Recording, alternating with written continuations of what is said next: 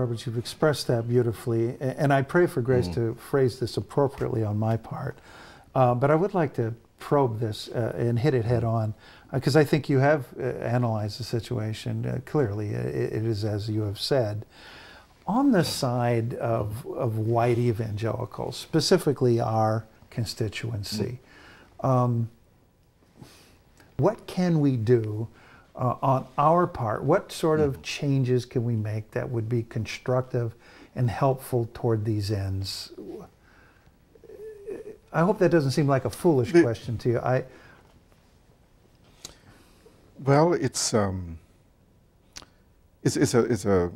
large question, and it has to be, it can be dealt with in different ways.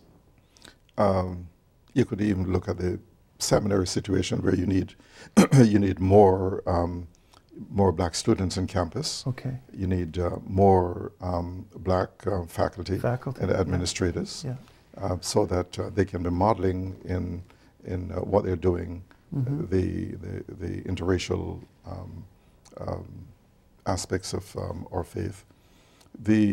In terms of the churches, I think that if you can develop a relationship with the church and begin to do some pulpit exchanges, or invite some, your black counterpart to bring his congregation to something that's happening at your church, then it will be helpful. There are black pastors and leaders who are involved, not a large number of them, who are involved in the Global Leadership Summit. I see a number of them there, but we are still not functioning with the numbers that would enable us to be hopeful about what's going on in the future.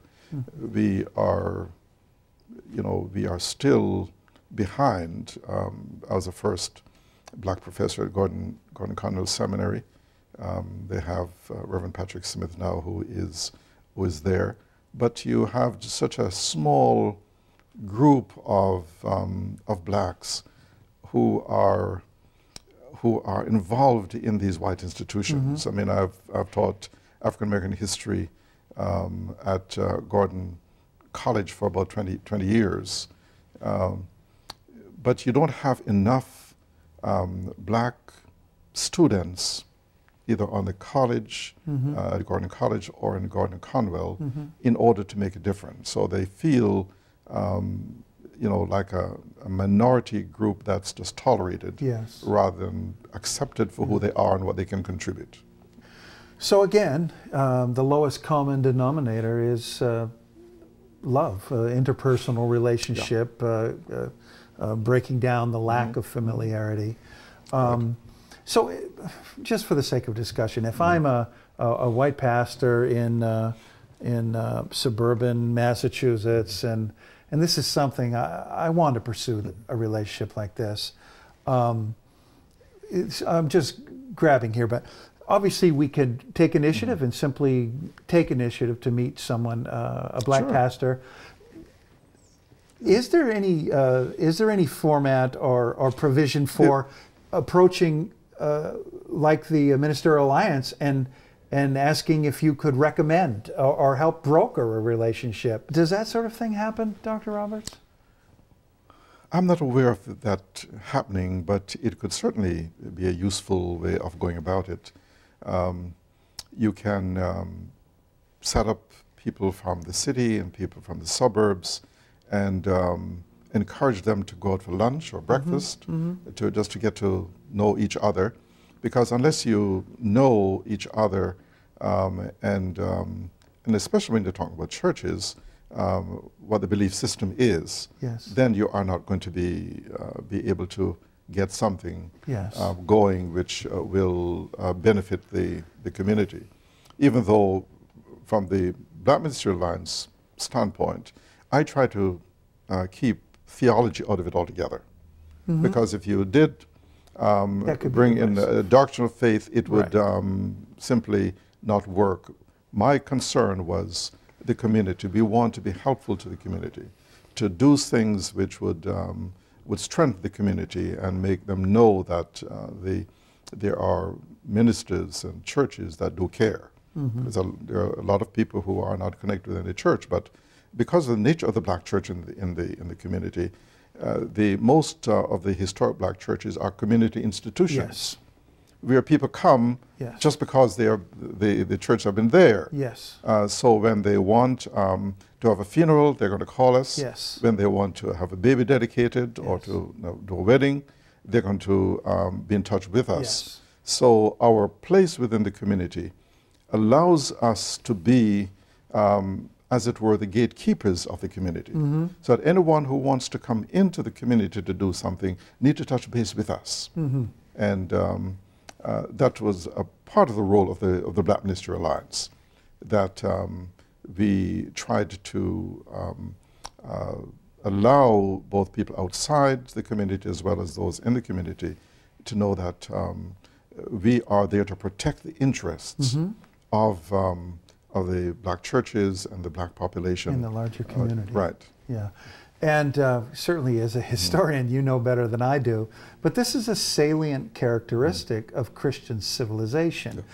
In the Mediterranean, in the East, where Christianity has a very different flavor and style than it does here in America, that is exactly what the church is like. And all these, in fact, I'm reading a wonderful book right now by a Russian author called Everyday Saints, and he describes this very phenomenon in Russia, and how that so often these wonderful opportunities to bring the gospel to someone come out of the most seemingly unrelated or innocuous interactions, a funeral or some other kind of involvement of the church in people's lives, because the church is seen that way. And in places where it is possible to speak more of a Christianized civilization or that culture being more established, it very much functions in a way exactly as you have just described. And sometimes the situations that Christians find themselves in force them to come together. Because they know that they can't stand alone. It is they have to be together. It is true. But in the United States, it's not always the same. I'm sort of in a different situation from some of my colleagues, in that I was brought up in Jamaica, where I was a part of a majority population. So I don't think like a minority. During my life, I've thought as a majority person who can achieve whatever I want to achieve. Certainly, yes. And having had so many students who have studied with me, it makes it easy for me to develop relationship, because that relationship started when they were my students. So there is no barriers that need to be broken down. So I don't expect that some of my colleagues will be able to move as smoothly across the racial lines as I have done. First, because of my upbringing, and secondly, because of the relationships that I've established during my teaching career at Gordon Conwell. And you are, Dr. Roberts, perceived in the general sense as a father. You're perceived as I said at the beginning of the introduction, sort of a statesman in the body of Christ, and I think that is unique to your particular life, but also an opportunity for the older minister who has a long track record of service, and I think that to use that opportunity wisely, as you have done, to use that influence in a way that is winsome and helpful and relationship building is really great.